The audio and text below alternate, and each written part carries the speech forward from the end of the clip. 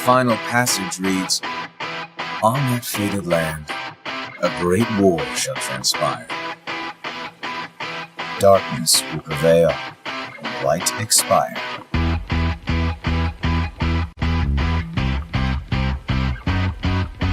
This world is full of light. It's a world comprised of many smaller worlds, all connected, stretching as far as the eye can see. One great light protects us all.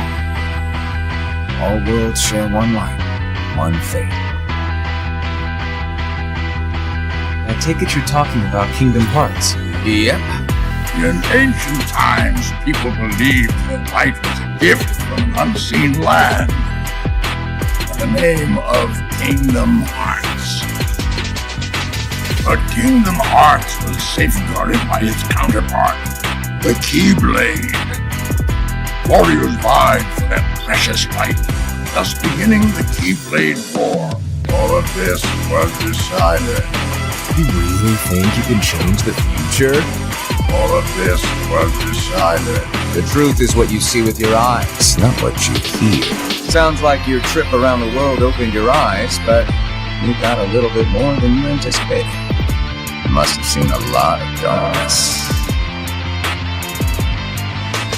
So you're saying the weak feel the need to justify their actions to maintain a sense of self. You can't let that slide. I suppose letting false light dictate the future might be a pretty lousy move. So, you can make a change. You have that power. What do you want for the world? You believe the world needs you. Sounds like you already know where you're headed. If you truly possess great power, the darkness can't control you. All of this was decided. You really think you can change the future? All of this was decided. The truth is what you see with your eyes, not what you hear. All of this was decided. Why not just sit back and watch it play out? All of this was decided. May your heart be your guiding key. Who are you really? Some kind of fortune teller? Well, I could lie, tell you that's what I am, when I'm actually a brilliant artist, even a scholar. I could tell you that I dream of world peace, when I'm actually planning for its destruction. The truth is what you see with your eyes, not what you hear. All of this was decided. You really think you can change the future? All of this was decided. The truth is what you see with your eyes, not what you hear. All of this was decided. Why not just sit back and watch it play out? All of this was decided. May your heart be your guiding key.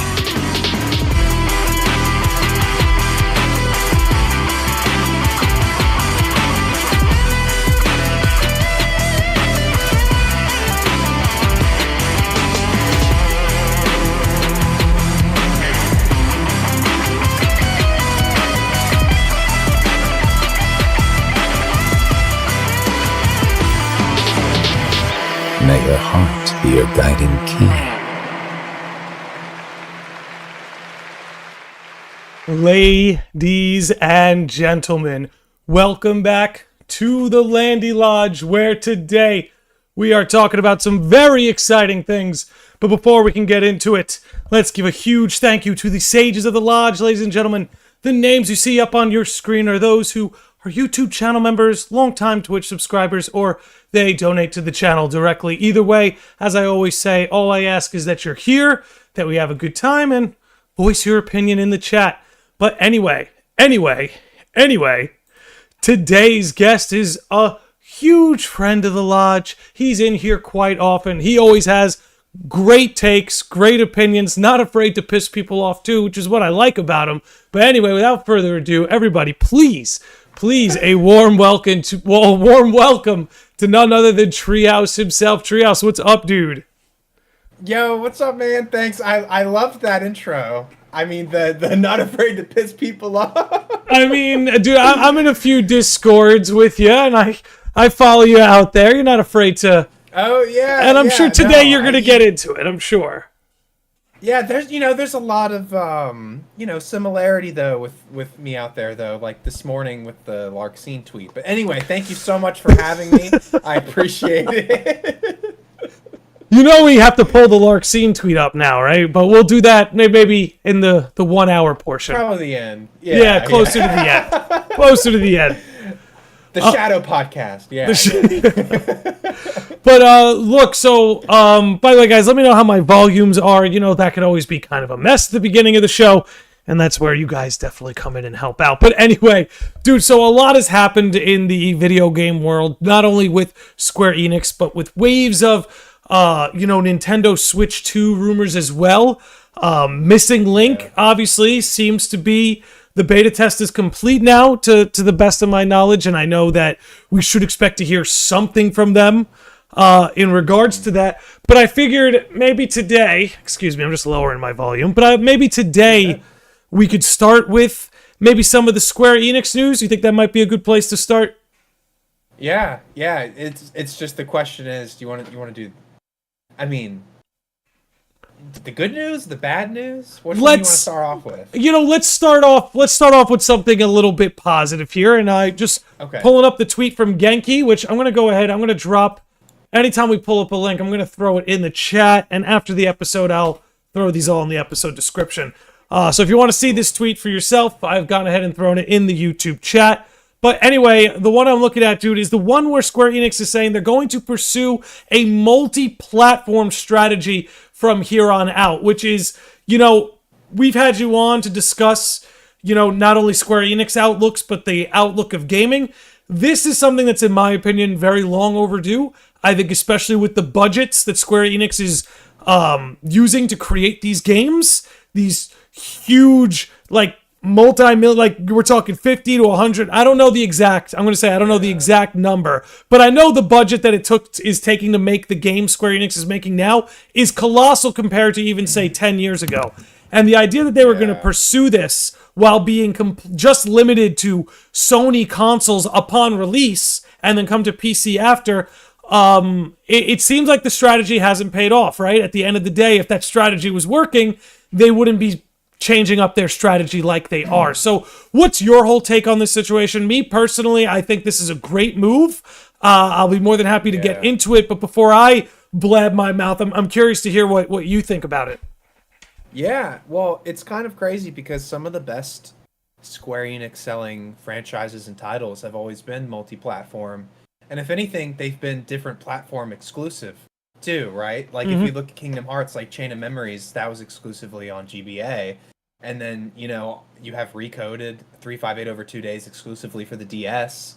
You have Birth by Sleep on the PSP, Dream Drop Distance on the 3DS. And I'm not saying that that's all of it, but I mean, Kingdom Hearts' most successful game was Kingdom Hearts 3, and that was on Xbox and on Sony. PS4 and Sony, right? So, and the craziest part is that even for Kingdom Hearts 3, that was exclusively released on Xbox as a digital-only copy. You couldn't get a physical copy to go play the game. So it's like, even if you're going to half-ass it on a different platform, it still shows that it's so successful, right? And that's where, that's kind of where the money is too with the software. So, and there's so many people who want to get into different series, but they just don't want to fork out and maybe get a new console just to play it. Like the first time I ever played Final Fantasy VII was when it came out on the Switch, like 4 or 5 years ago, when they had FF7 and FF8 released. That was the first time I ever played Final Fantasy VII. And I was like, oh, it's convenient. Let me play it on here. The Switch, I have 3 different Switches, I think it's such a good move from them because I don't have a PS5 at all. Can I say something about that real quick? Yeah. And this is where I really believe that Square Enix may have backed the wrong horse because, dude, like you're saying, you don't have a PS5. The player base has been cut in half. Half the people that had a PS4 have a PS5, and the PS5 is not this new system. It's no longer hard to find one. Like that was a problem in the beginning, right? It was hard to find a PS5, but that's no longer the case. And yet you're looking at a 4-year-old console, and you have half the player base you have with the PS4. That's a glaring issue. Now go on. I got that out. So No, you're good. No, that's true. And that's the thing. It's like I remember I graduated college.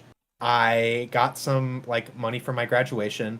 I bought a PS4 Slim, waited a couple days, Kingdom Hearts 3 came out. I beat Kingdom Hearts 3, and then I beat it in 3 days, and then I returned my PS4.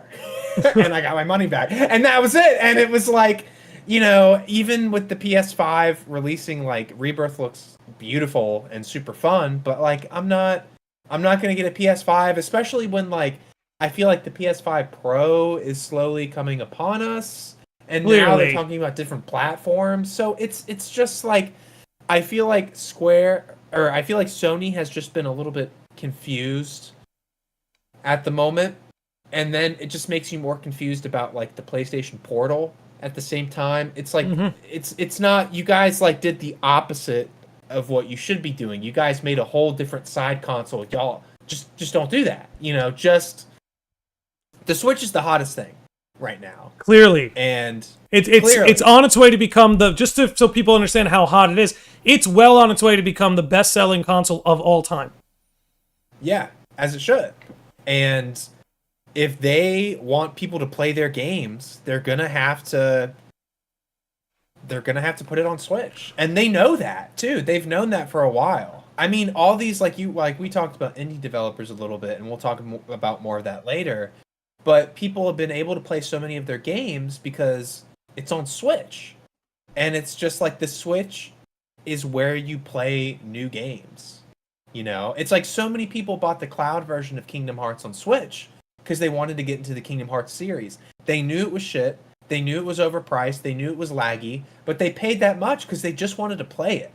And I will agree, being a Nintendo fanboy for my whole life, it's kind of nice because I don't play that many games on PC, but even if it's something like the cloud version, you just pay to play something on the Switch because it works at the end of the day. And it's so many people are like that, and Nintendo is just the company to have people who don't really game that much get into gaming. So, and that's every company's dream too. Well, I think part of it is that, since almost the dawn of time when it comes to gaming, there's always been a huge market for handheld, right?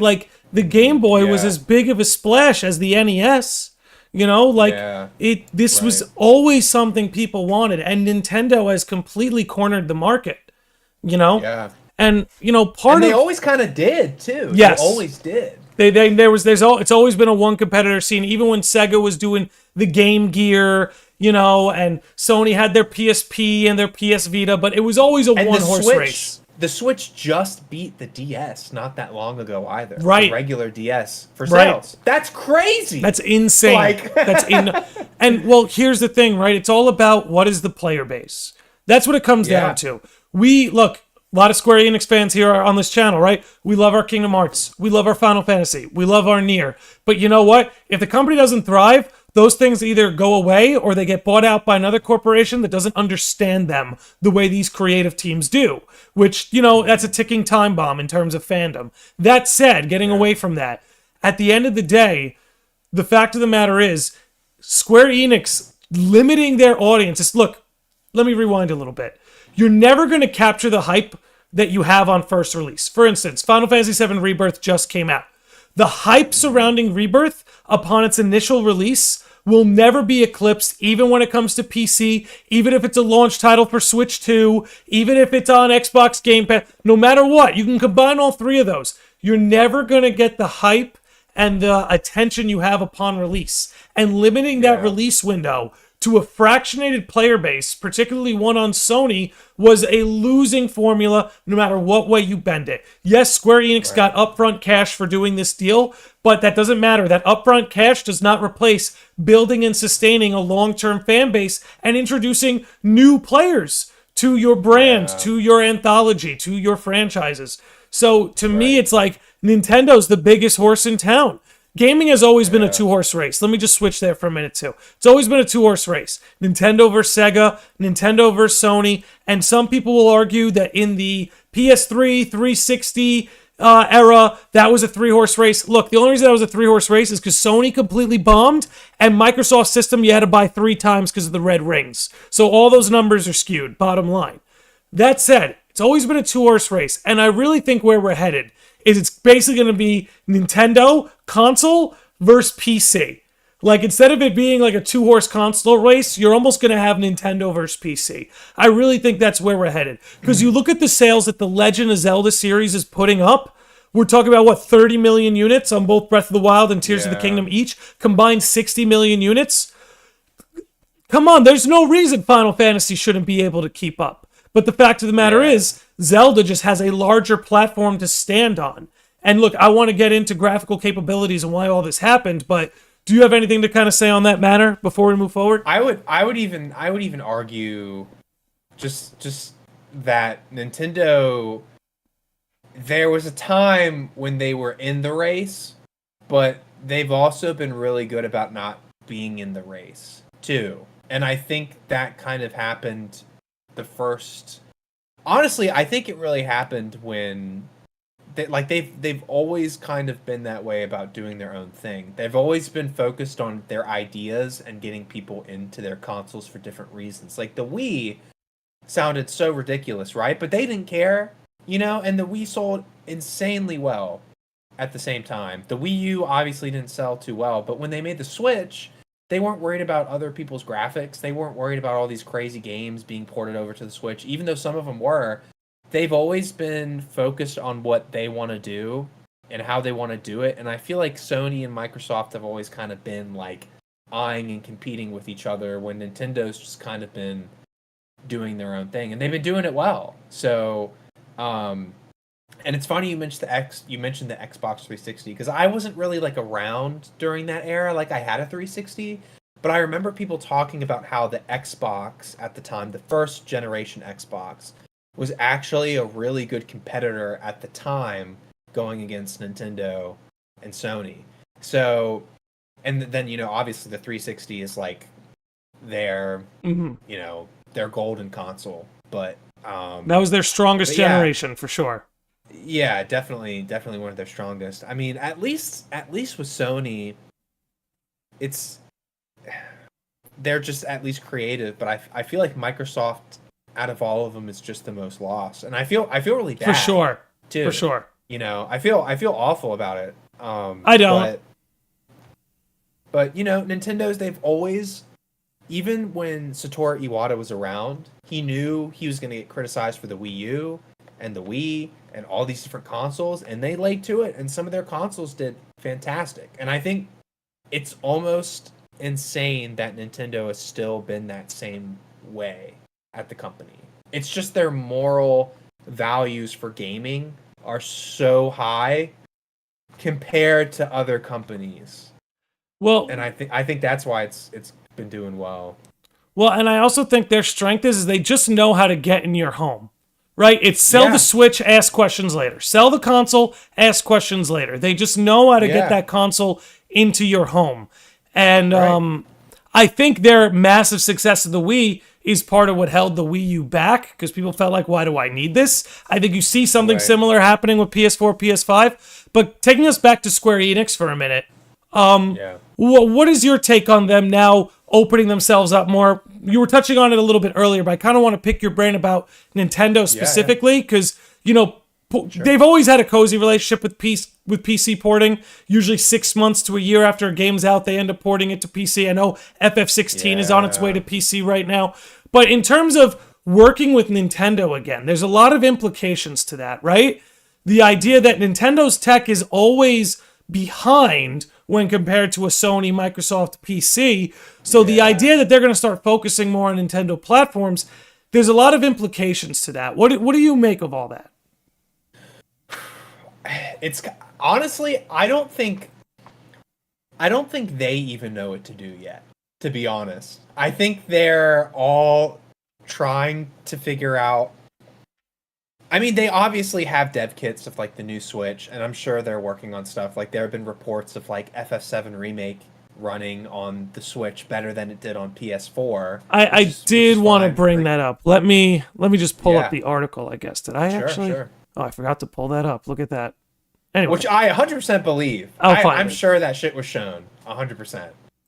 Yeah, I'm gonna pull up the article just to back that up. I think it was. Yeah. No, you're good. Yeah. But go ahead. Keep going. I think that the Switch was in the Switch 2, whatever it's going to be called. I think it was intended to release earlier than anticipated, and maybe part of it has to do with other companies wanting to make software compatible with this console. But I don't know. I think if Square really wants to make money and do better, they have to kind of almost bow down to Nintendo and make stuff their way. Which it's kind of hard to hear. Not hear, but it's kind of insane to really think about. But we're just at that time in the gaming industry right now. Well, I'll say this. Coming fresh off of FF7 Rebirth, which I guess is like probably the most, in terms of Square Enix, probably the most advanced game that they've ever made. Easily, yeah. Right? I think, personally, I don't think there's any problem with the tech not advancing and Square Enix letting Nintendo catch up.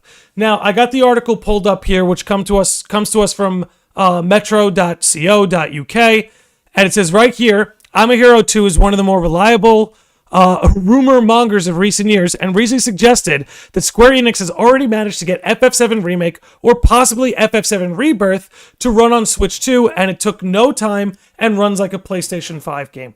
Now, again, this is all rumor mill kind of stuff. These rumors are a few months old, but with the new Nintendo Switch 2 rumors and everything Square Enix is talking about, I feel like it's relevant to bring this up again. Now we know kind of what they're cooking behind the scenes, what their reasons for doing this are.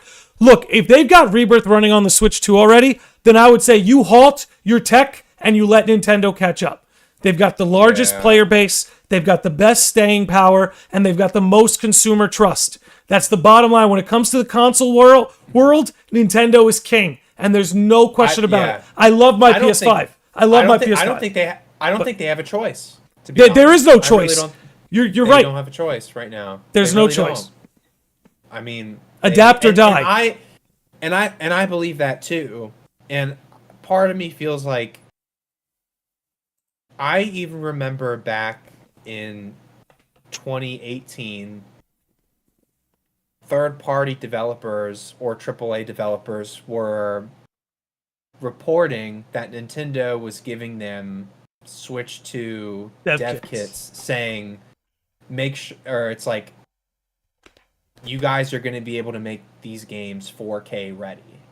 And that was all they were really talking about. So, I mean, I believe the reports, but I don't think they really have a choice. I mean, I think they're going to have to find a good balance between making a new console and then not pushing it too much to make it compatible with the Switch. I think the fact of the matter is, if you're going to continue selling your games to a console audience, you have to conform to Nintendo's tech. I think that's ultimately what we're figuring out here. And if that means, because I doubt the Switch 2 has the processing power of a PS5, but I definitely think, based on some of the rumors, and we'll get into that later, it's going to land somewhere between the PS4 and the PS5. Like, its capabilities is going to, and that's a very exciting thing. And it's going to land somewhere in between there. And again, I think what Square Enix is up to, what I think they should do if they're smart, is again, you want to recapture that Nintendo audience. Nintendo and Square Enix, they broke onto the scene together. Final Fantasy got its breakthroughs on Nintendo consoles. So they have a very on SNES. Yeah. Yeah. And on let's NES and SNES. Let's also take this one other direction, right? Perhaps now we get more, like in the Kingdom Hearts sense, subtitle games, where maybe the big flagship titles are going to be PS5, PC, But now, since there's this focus on selling on the Switch, you might see a return of these smaller, less advanced titles for the Kingdom Hearts series, Final Fantasy series. Dragon Quest already does it. Dragon Quest has made a good, what would you say? A good MO of putting out subtitle flagship games. Like they got Treasure Hunters, right? Dragon Quest Builders, stuff like that. You know, I was thinking that too, but it's kind of hard to tell with mobile games and stuff now too. Like Missing Link, that shit will be out for the next like 6 years. I feel like, you know. But that's I hope they do. I hope they do that like they used to. And it kind of shows you that there's less risk when you're not rushing to catch up on the trends of like graphics and enhancements and all that stuff. And Nintendo's just always been a little bit behind, but it's always worked out, right? But you know, that's only since the Nintendo Wii. In the GameCube era, their specs were better than the PS2 and Xbox. At the very least, it was comparable, but I'm pretty sure the GameCube specs were the strongest graphically on the market, but the GameCube by Nintendo's standards kind of bombed. So Nintendo learned, like, this is not what the audience wants. Graphics are cool, but do you know what's better than graphics? Art style. Art style, visually, is more important than graphics. And the fact of the matter is, The Legend of Zelda has not had the strongest specs as of late, but its art style and visual aesthetic is immaculate, whether you're talking about Wind Waker, Twilight Princess, Breath of the Wild, Skyward Sword, Tears of the Kingdom, doesn't matter. Those specs are technically behind, save for Twilight Princess, I suppose, but the fact of the matter is it's art style that brings people in more often than just graphics. And come on, look, I love Rebirth I love Rebirth. It's one of my favorite games of all time. But seeing the pores on Cloud's face does not make or break it for me. You know what I mean? Yeah. Right. It's also like I've never really cared about graphics at all. I've never given a shit about graphics. Well, yeah, you're a Pokemon fan. Yeah, I'm a Pokemon fan, right? You know, and it's like even in Smash, like some of the victory animations, like they look like shit. And it's, you know, it's not the end of the world, but I love the gameplay, right? It's like the gameplay looks really good. So, but I think this is a couple things. I think Nintendo is releasing their console kind of at the perfect time. Who knows how long they've known about this? Like this could have been going on for a long time, too. It's not just like I think it has. I think it's been going on for a while. You think they've been sitting on this for a bit? I think they have, and I think that because, I mean, people say, you know, Rebirth not hitting expectations. First of all, Square's great, but sometimes I feel like their expectations are a little too far fucking high. You know, like I'm not trying to be mean, but they're a company that like sometimes they're just thinking way too up there, and it's just not like it's kind of not realistic either, you know. So it's not. I think too many companies are just putting too much stock in social media engagement, and I think that's why you're starting to see a lot of expectations dial back and things like that dial back. I think too much stock. And it's a loud minority, is what it is. Yes, too. That's all social media is a loud minority. Like, correct. Kids who are playing the Switch don't have Twitter, or at least God, I hope not. But it's like, you know, it's just, I think Square's expectations have been a bit too high. I think Microsoft is being a bit unrealistic with Game Pass, and Nintendo has always made gaming the number one priority, and I think that's why they're just so good right now. And you know, this will probably force Square to make releasing PC games simultaneously on PC and Switch if they have a big release come out. And I think a lot of PC players, they've been going through it for the longest time, to be honest. Oh yeah. Like they're the ones who have been like, we don't need any of this. Like we'll buy the software. Like you guys want to sell it to us, so sell it to us. But they don't want to do that. They want to make it exclusive, and it's just not worth it anymore. So I think this whole going to different platforms, I think this will be good for PC gamers. it'll get a lot of people who have a Switch into that kind of market. And I think it'll give Microsoft already knows they're kind of fucked, but I think it'll give Square Enix a good reality check, to be honest. And they've kind of needed that for a little while. 100%. Not to mention that, like, you know, there's a lot of people who are very well aware of a lot of Square properties, be it your Final Fantasy, Kingdom Hearts, Nier, Dragon Quest. But because not everybody has a PS5, so many people don't have the means to play these games. You know? Right. Meanwhile, and where do a lot of these people... Think about all the people they reached in Smash Brothers, right? So you're telling me you're going to put Cloud, Sephiroth, Sora, Hero, you're going to put them all in Super Smash Brothers, but you're not going to bring those franchises to the Switch, to Nintendo?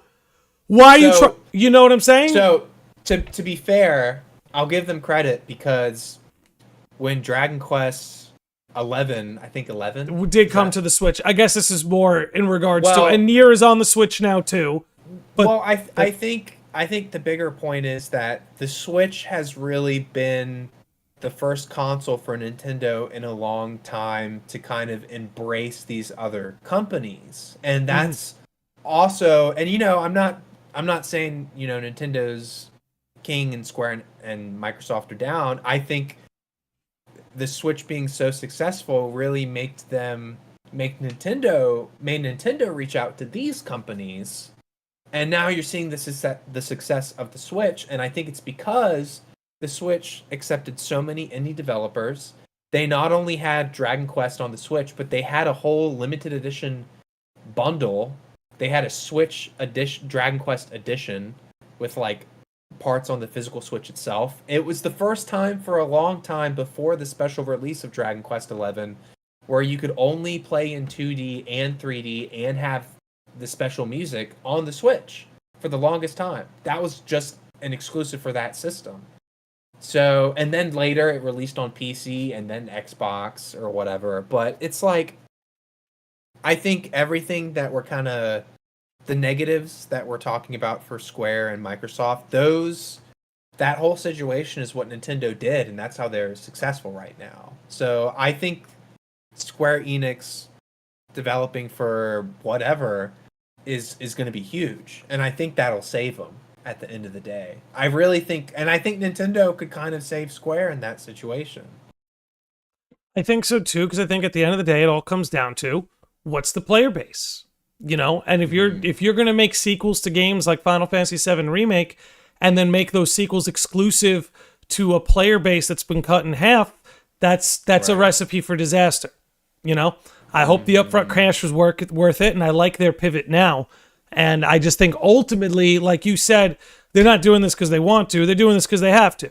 You want to survive in the console market and have the big budget games you have, then you're going to have to conform to Nintendo's hardware.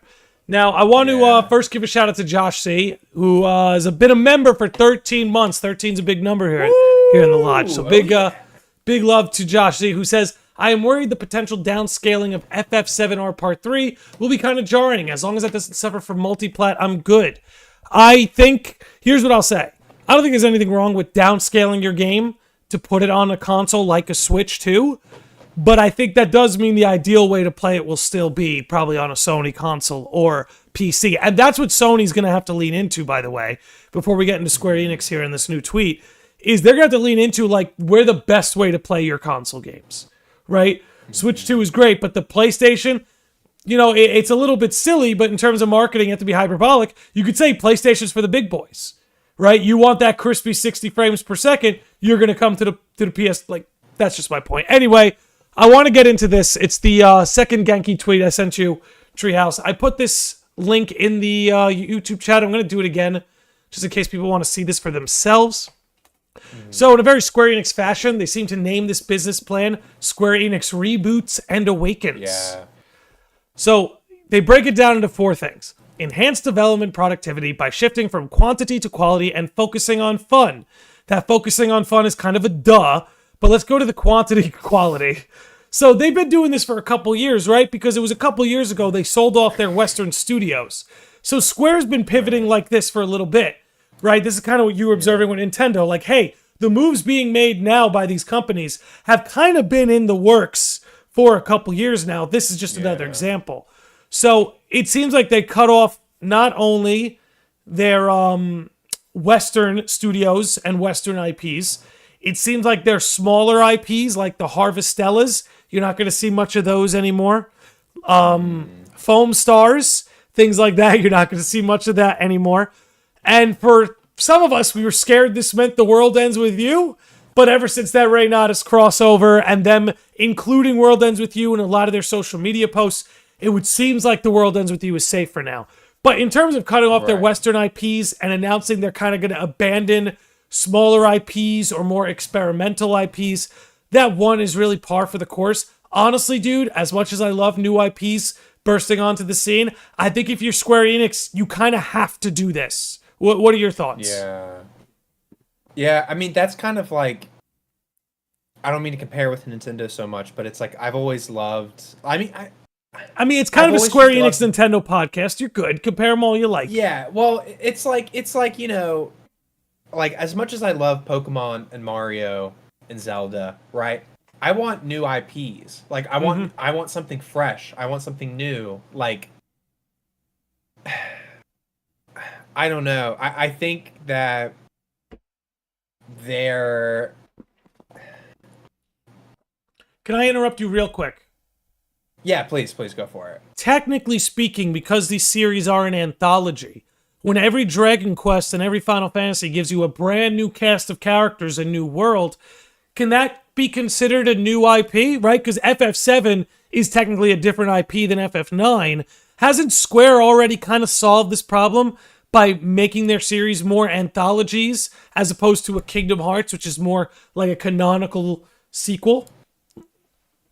It depends, I guess. I don't know. As someone who doesn't really play Final Fantasy games, sometimes they can kind of look almost too similar with gameplay. So I'm talking about just like a brand new series more so in the sense, because obviously like all the Final Fantasy games are very similar with playstyle, right? Like it's kind yes of and no. I have to say yes and no. I think but there's eras. We're in an action era right now, right? But there's like a turn-based... Right, yeah, it's action now. Yeah. Right. But I mean, like, in the sense of, like, a whole new type of genre, there needs to be something different. Like, Nintendo's shooter, right, made Splatoon. I'm talking about they need just something, like... Here's the problem. A little different. And here's where, like, overall, I agree with you. Overall, like... As a sentiment, I agree with you. But I think Square Enix has tried that recently, and it hasn't worked out to the point they have to lean on what does work. Right? Because they've tried to give us new IPs, whether it's Harvestella, or Forspoken, or Bring Back the World Ends With You. Some of those went better than others. But I think they've reached a point now where it's like, hey, if we want to get back to a point where we could be experimental again, we need to elevate these series back to where they used to be sales-wise. But I mean, overall, like as an approach, I do agree with you. It's one of the reasons I've been so excited about Stellar Blade and have been enjoying it so much. It's one of the reasons I'm really looking forward to Atlus's new game, Metaphor ReFantasio. That looks like a whole lot of fun. So again, generally speaking, I agree with that approach. I think just like how you're saying Square Enix doesn't have a choice but to conform to Nintendo's tech, I'm saying they don't have a choice but to rely on their most popular flagship franchises right now. I know, yeah. And I think they're doing the right thing by cutting a lot of those projects and stuff like that too. I think they lost a lot of money, but like in the long run, I think they're going to be better in that decision too. Yeah.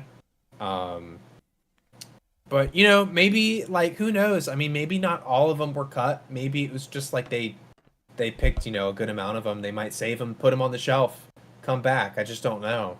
Mm-hmm. There's just, that's the worst part about the whole, not just Square, but gaming industry. There's just a lot of unknowns right now. There are a lot of good ones, like the Switch 2, where I would say most people feel optimistic. And then there's some bad ones. So... And again, I definitely want to get into that. I definitely want to talk about the layoffs because not enough I think not enough outlets are talking about layoffs. Now, let me make it very clear. I ain't no games journalist. Landy Lodge is not a journalism outlet. I will report on news and updates and stuff like that, but it's more commentary. So I just want to be clear on that. But I do want to talk about layoffs because I think that it's a topic that's kind of being avoided, but I think it's important to address. And I think that it's not always as malicious as it might seem. But anyway, I want to circle this back to Square Enix and Nintendo. Then we can get into layoffs and indies because I know we got a few things left we wanted to pull up. But they say number 2 is to diversify earnings opportunities by shifting to a multi-platform strategy. That to me just screams mobile games. It just screams. Oh, really? That's what I hear. What? Okay, keywords: diversify earnings. Selling FF7 remake on Switch and selling it on PS5 is not diversifying your earning. You're expanding your reach, but you're not diversifying how you made your earnings.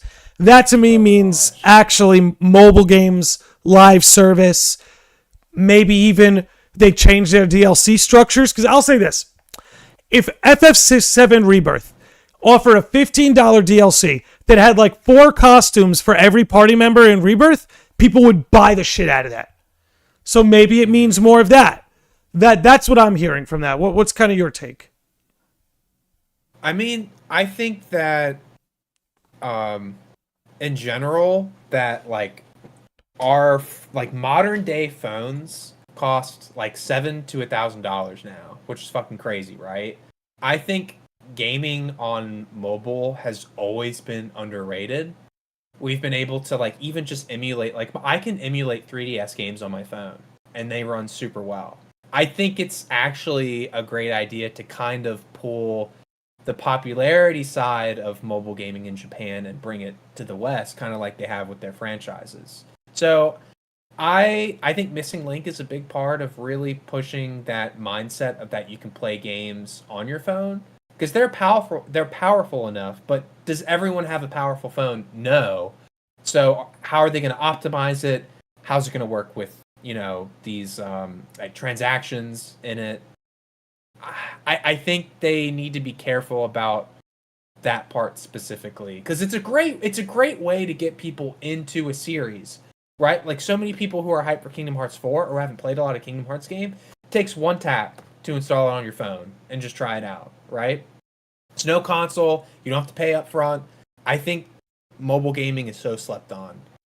However, if,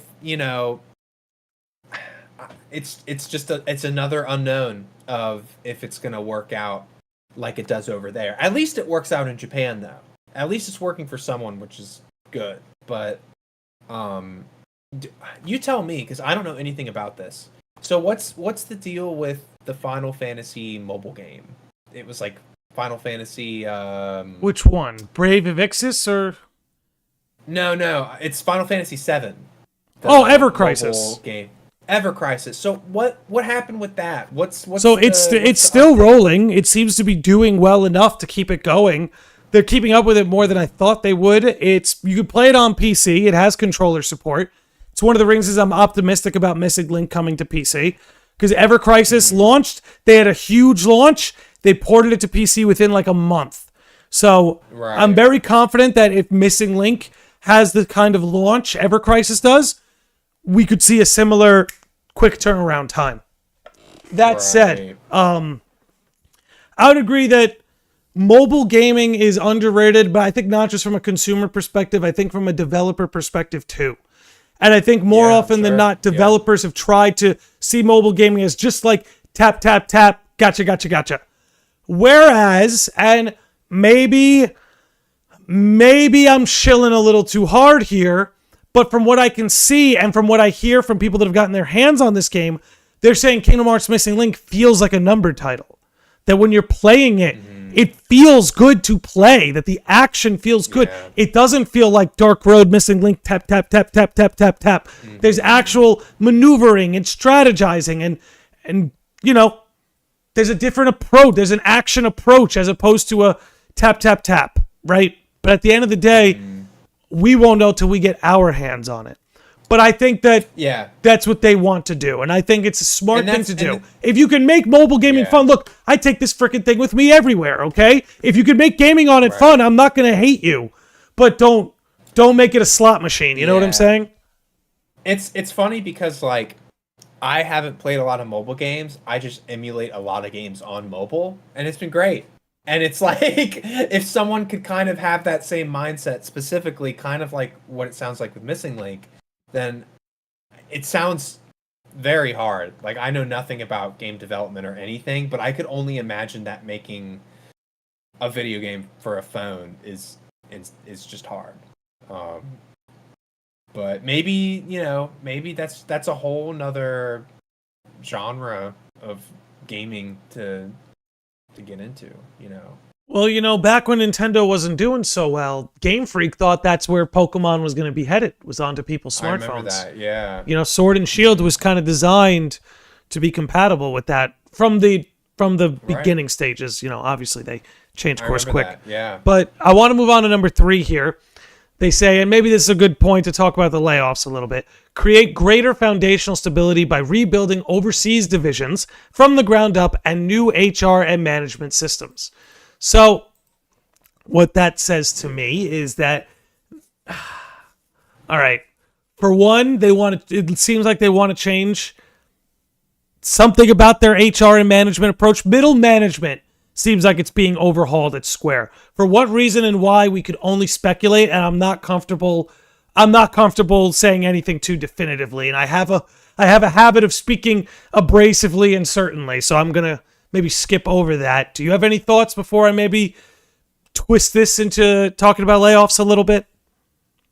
I don't know. I feel awful for all the people who got laid off, and me too. I think it was Good Morning Gaming. It has a bunch of people from Game Explain from a couple years ago. They have their own podcast now, and John Cartwright did a great video about how random layoffs are actually illegal in Japan. That if you're going to fire someone or lay someone off, it needs to be at least like a year to a couple years in advance, and it can't be for something as it can't be from something like a financial decision. So I thought, I don't know, I'm really weird like that. But the reason I love Nintendo so much is that they have a lot of important, not morals, but I think they have a really dedicated passion for just making good games and taking care of their people. Whereas, I don't want to say other companies don't do that, but it's just kind of a shame to see all of this changing, and then that has to be a part of the change, or it could have been more, known. I'll say this, and here's where I'll validate you to an extent. Most of the layoffs I've seen are coming from Western devs, not Eastern. There have, of course, been layoffs in more Eastern developers, but the majority of them I'm seeing coming from the West for cultural reasons, like you brought up, right? Mm-hmm. Now, I think these layoffs are happening for 2 reasons. And like you said, I feel bad for anyone that's had to lose their job. There's nothing about this that's good, right? I think observing something is true is not the same as supporting it. So with that said, I think the reason this is happening is 2 reasons. Neither of them are the fault of the people who are probably getting laid off. 3 reasons, actually, I'll say. Yeah. I'm going to say 3. 100%. 1, these bloated budgets. These gaming budgets got so bloated to the point that just to make a profit, you've got companies that need to sell millions upon millions of copies just to break even. That's ridiculous. Yeah. If you sell 1 million, 2 million copies, you should be in the green.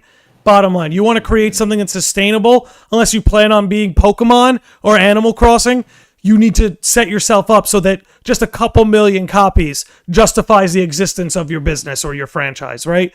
So I think on one hand, these bloated budgets have not only raised the expectations for the modern gamer in terms of graphical output, which I think is boxing a lot of devs into a corner. I think, unfortunately, it's forced companies' hands to cut in other areas. Now, another reason this is happening is automation. A lot of this stuff is getting automated. And look, are there things that I think a company should never automate? Yes, but that's always going to come down to whoever the CEO is, their opinion, to a degree, right? There's usually a board. But for instance, Square Enix has started doing lip syncing AI. The lip syncing in Rebirth, it's all AI. And a lot of us could look at something practical like that and say, oh, that's a good use of it. I'd rather they use AI for lip syncing than to generate the look of the characters, right? Or the writing. Or the writing, correct. Yeah. And while I agree with that 100%, we also have to acknowledge that it did used to be someone's job to lip sync. Like that used to be someone's job too. And we can have preferences of we want the majority of our creativity to be coming from the human experience and a human's touch, while the more rudimentary things and less artistic things like lip syncing ultimately will give way to automation. Now, that's another reason for a lot of these layoffs. I don't think that's neither a good nor bad thing. I think it's inevitable. Automation comes to almost every industry and has since the Industrial Revolution. So it's like a lot of that is unavoidable, and it's a shame, but it's one of the reasons you're seeing these layoffs too. And the final reason I was just going to say, and then I'll let you speak before we wrap up this tweet, but it's like, a lot of it is a lot of these companies overhired during COOF. A few years ago, during the lockdowns, when everybody was being dished out some checks, the video game industry looked like it was going to speculate and grow a lot more than it did. Because if we stayed there for longer, right? If we stayed in that kind of culture for longer, of course gaming was going to continue to expand. But as the world has gone back to normal, people are spending less time inside. People are spending less time on indoor hobbies. People are working more than they did. So because of that, these luxuries and these leisurely industries like the video game industry are seeing things kind of balance out and come back down to earth. And that's nobody's fault. That's just companies reacting to what was happening 4 years ago, and now they're reacting to things that are happening today.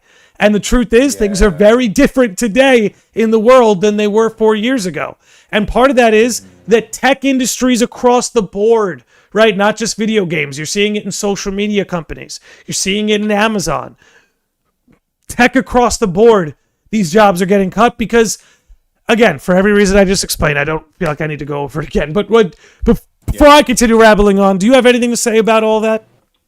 No, yeah. I mean, it's kind of like you're seeing where not only do these companies see they're not doing as well as they did 4 years ago, you can kind of tell a lot of them are really pushing to get the same numbers they had those 4 years ago too.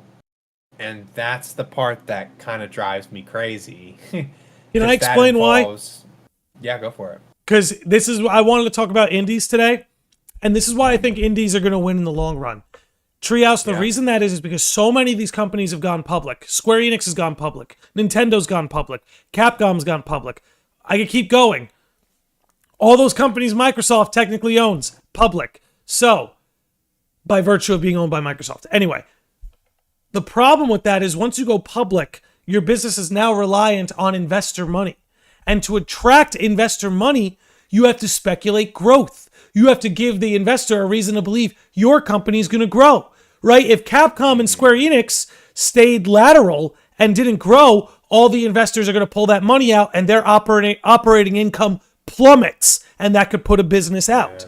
So the reason why they're so desperately pursuing those numbers is because they made a lot of promises to some investors that was just the beginning of the growth. That was just the beginning. But for reasons we went over, it was a false transmission. It was a blip on the screen due to unforeseen and unorthodox circumstances in the world. Now, with that said, the reason why indies can win and will win in the long run is because they don't got to deal with that BS, right? An indie company, they can put out a game, they can sell 2 million copies. They can make a sequel and it sells 1.5 million copies. And as long as they were smart with their money, that business is still doing well and thriving. And maybe they're okay with being lateral and they continue to put games out and be lateral, selling 2 million copies. They make a nice little profit. Maybe they don't grow beyond that, but maybe they manage it, they stay lateral, and they can stay in business. The problem is all these companies that have gone public, staying lateral or relatively stagnant, it's just not going to fly. So I almost feel like a lot of these companies have backed themselves into a corner. And that's why you're seeing so much struggle in the gaming industry, is because they promised all these investors they were going to keep growing. Yeah, there's a lot of pumping right now too that I'm kind of feeling and seeing. There's a lot of pumping. There's a lot of shill bidding. Do you know what that is? Shill bidding? Please educate me and the audience. Shill bidding. It's Shill like bidding. Shill bidding. It's like if you and I like saw an item on eBay, right? And you wanted it, but then I had like 2 separate accounts and I was making those accounts go at it to beat you. Like that's cooking the books. That's and I'm bringing that up because that's been going on a lot in the retro video game community too. There's a lot of pumping in that sense for just the whole gaming market to kind of get back and be up there, right? So but it's hard because it's just not going to happen, at least for a long time. But I'll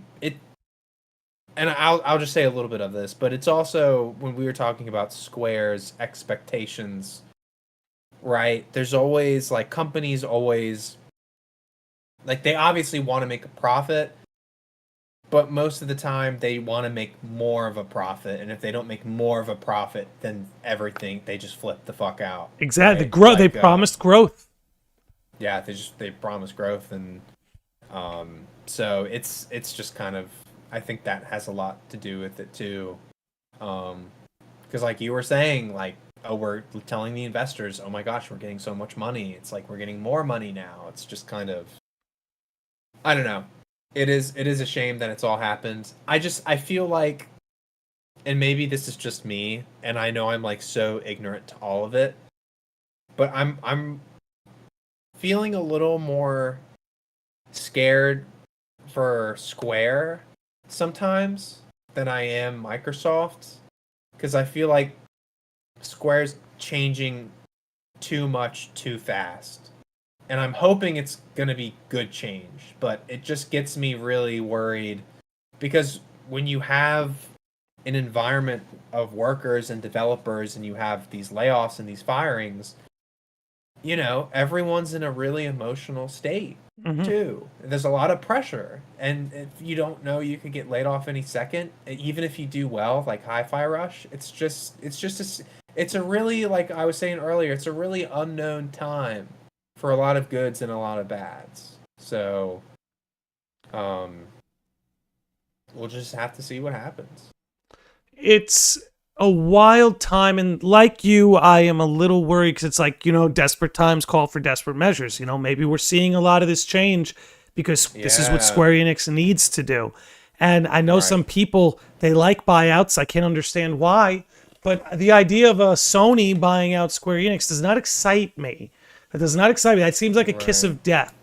So I want Square Enix to last as long as the devs I've come to love and appreciate are willing to work. Right? Your Nomura's, your Nojimas, your Uematsu's, etc.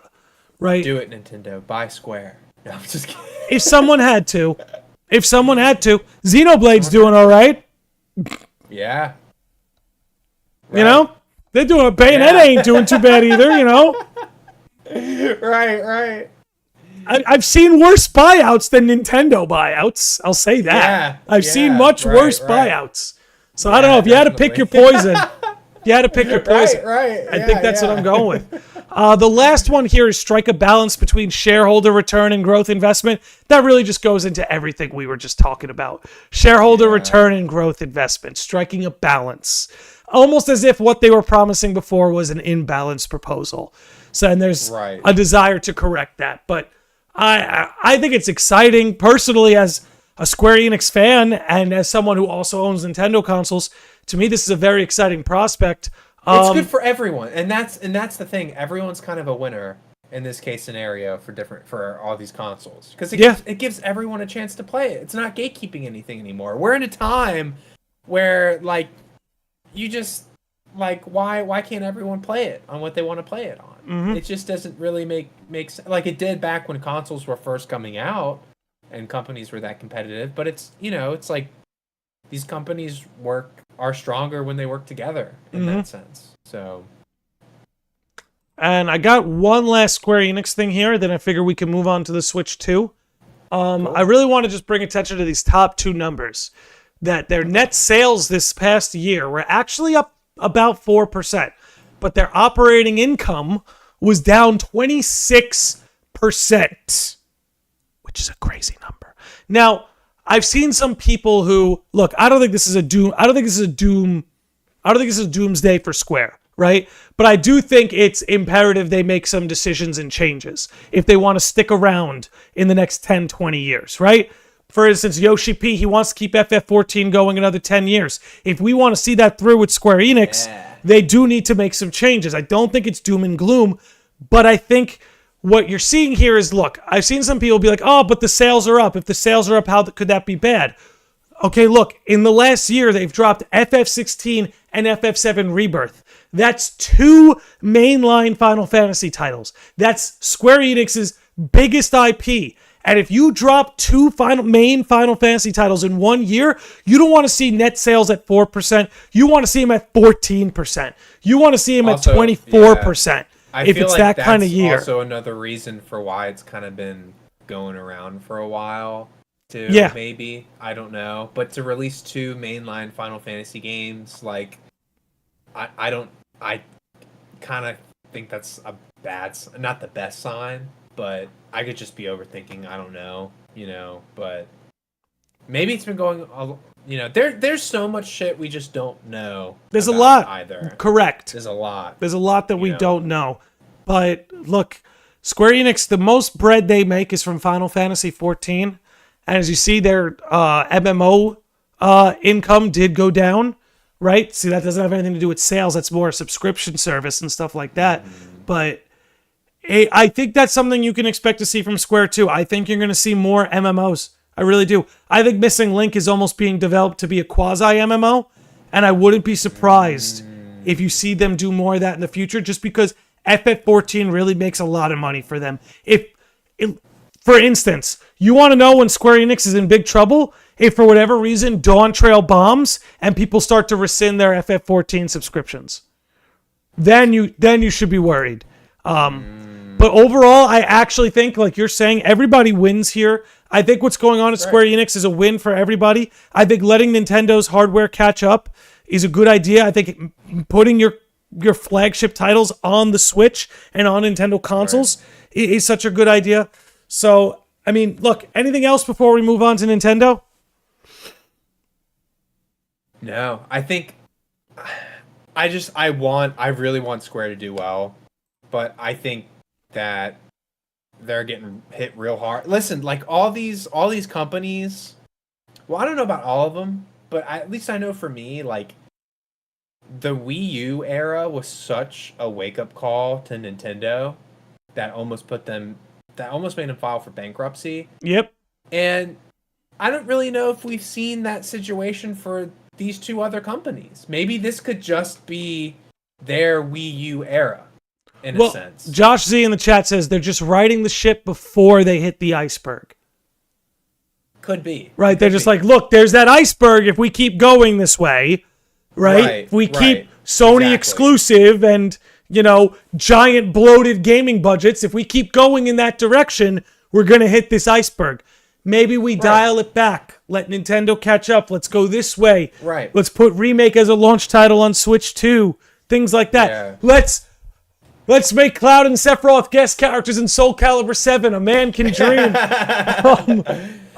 It's funny. Me and my cousin, we joke about this, but it's like you get such a soulful console like the Wii U, and then shit goes bad, and you get the most soulless console like the Switch, and it's the best-selling console. You literally need to go opposite of what you've been doing. Like we were talking, we were like, cut the creative shit, put the tablet away, and just make a handheld. That's like the Switch, and that's what it was, So maybe this is their era to change, because it happens with every company. They go through a major change, and sometimes they make it or break it. But I think, like he was saying in the chat, like they see the iceberg there's time to fix it. Absolutely. And I just want to also say, like, there's even on Twitter, when these reports are coming out on Twitter from like even reliable sources, there's still always just so much shit we don't know at these companies too. Everyone and their mother just think they know everything about. They think they're like the CEO of the company. It's crazy. Like all this shit's coming out, but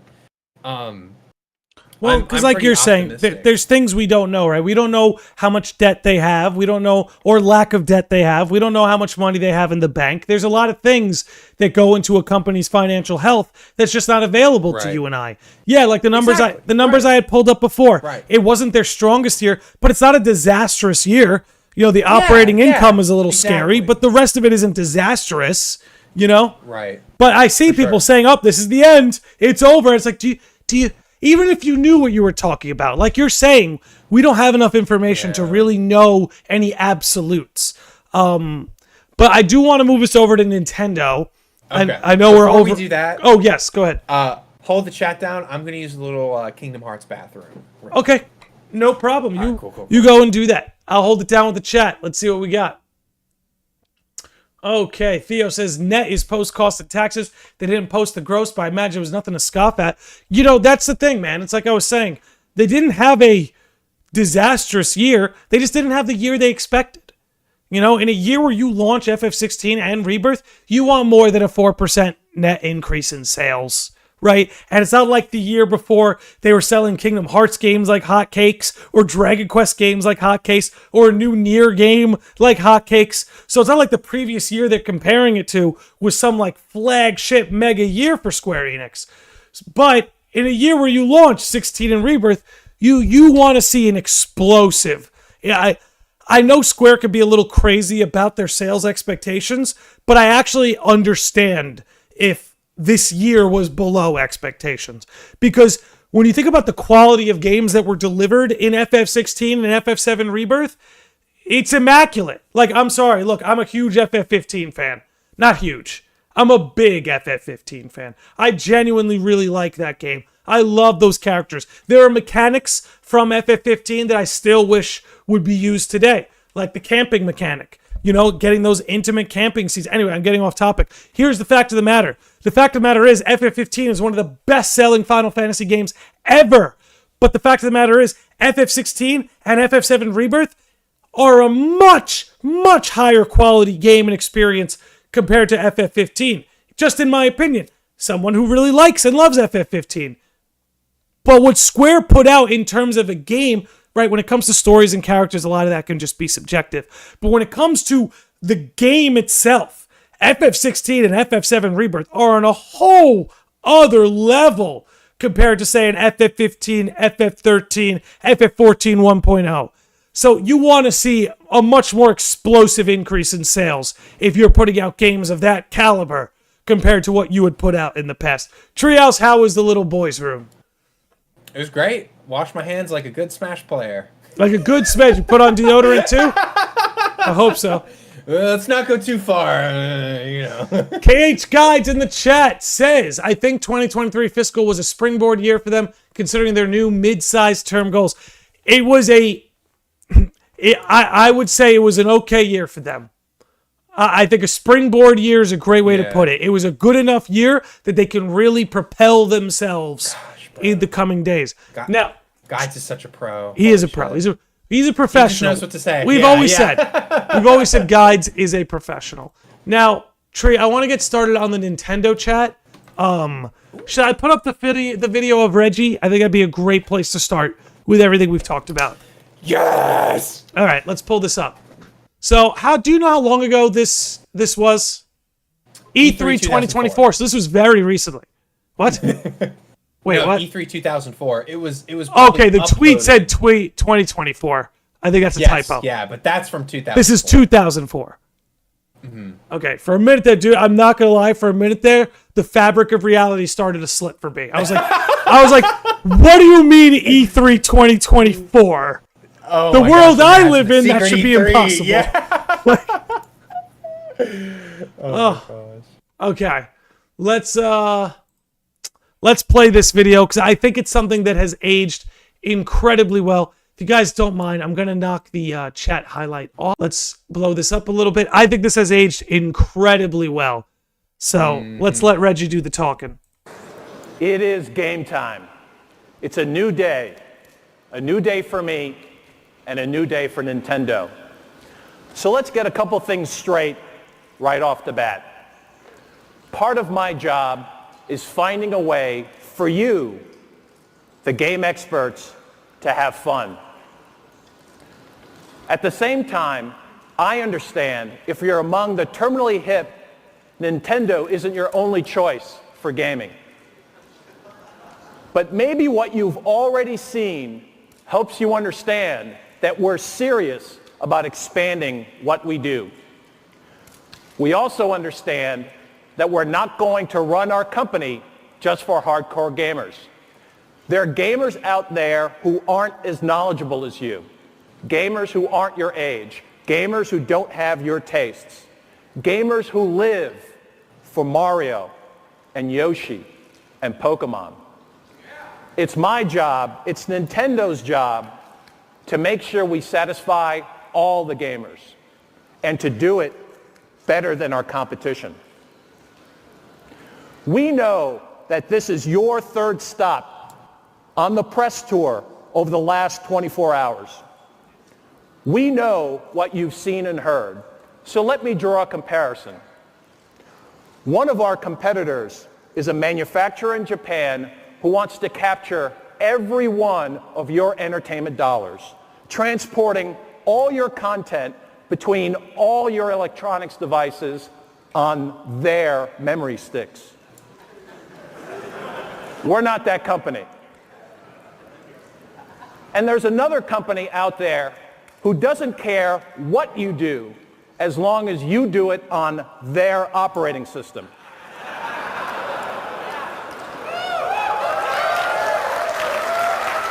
So metal, dude. So metal. We're not that company either. Over the years, I know you've heard a lot of Nintendo people say, we're all about the game. Well, guess what? Guess what? Don't leave me hanging. But dude, you want to talk about how well that has aged? And you know what that just says to me straight out? And then I definitely want you to say your piece about this. You know what the difference is between Nintendo, Sony, and Microsoft? What? Only one of them is a video game company. Only one of them is a video game company. Microsoft is a tech company. Crazy. Sony is an entertainment. I feel like that was his point, where he was like, hey, Right. One company just wants you to conform all your media and entertainment to their devices and their memory sticks, right? Your Sony DVD player, your PlayStation, your Sony TV, your Sony stereo. Microsoft doesn't care what you do as long as you're on their operating system. He's like, we're the video game company. We're the only ones who actually know what the gamers want here. And That's so true. Nintendo may have had a rocky road between 2004 and 2024, but here in 2024, they have come out the clear runaway winner of the console wars. You know? It's funny, Sony and Microsoft fanboys will conveniently leave Nintendo out of the console war these days. But it's very clear to me they're the runaway winner. And I think it's because they've had men like Reggie or people who understand what Reggie understands at the helm. But what's your take on all that? Well, I'm trying to confirm it, but I'm pretty sure that was Reggie Fils-Aimé's first ever appearance as Nintendo of America president of Nintendo of America. Really? I think so. There was that, and then there was the famous I'm Reggie, I'm about kicking ass and taking names, and we're about playing games. Is like another kind of famous thing he did. And there was a whole time. I think it's called Game Over. Let me just fact check this real quick. But Reggie made a book, and he was talking about how if he didn't know, it's called Disrupting the Game by Reggie Fils-Aimé. Okay. and it's all about him and his time at Nintendo. And he said if he never met Satoru Iwata, he would have probably not taken that job. Really? And it just shows you how influential of a company Nintendo is, when even the whole language itself is a barrier to someone who's about to take that position. And Reggie Fils-Aimé was the first ever American to be president of Nintendo of America. Was the first ever time. So, and Doug Bowser's the second.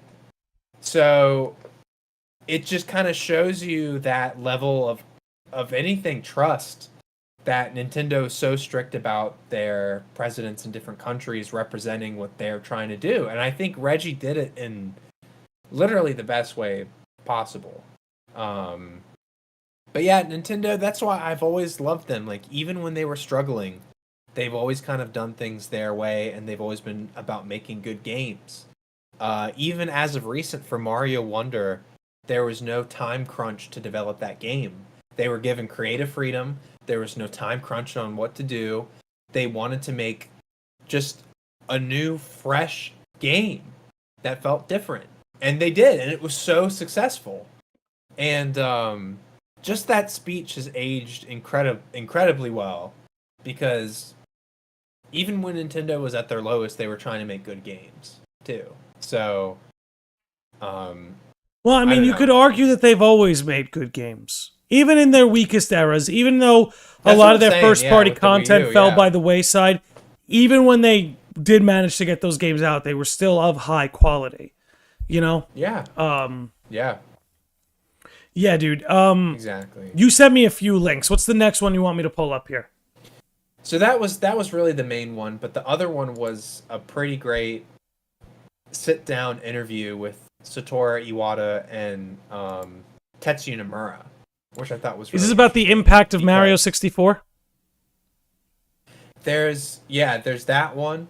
Or do you want the one that's more Dream Drop Distance-esque? I have two of them here. Let's go with the impact of Super Mario 64. You got it, genius. Let's pull this up. Let's see.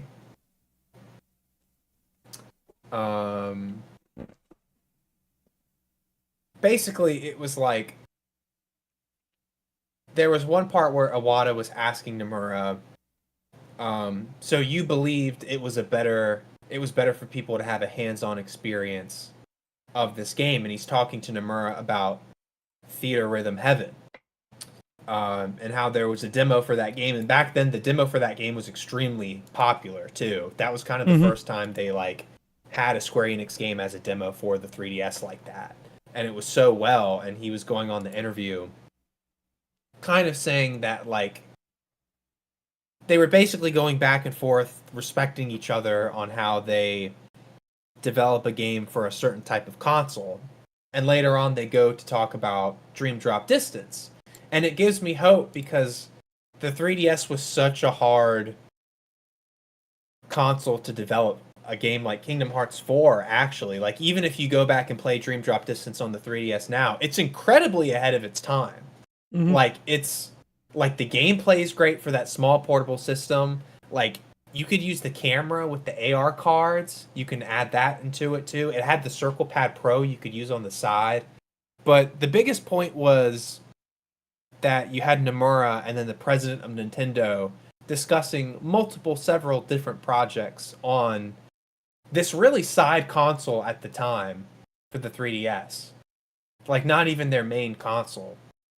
So when we were talking about companies, or when we were talking about Square earlier, emerging companies, I just thought that interview, if you go through it and look at different points where they discuss the development process, it's really almost personal too. Mm-hmm. Like, it's almost like they've want to do this more in the future from the tone of their discussion.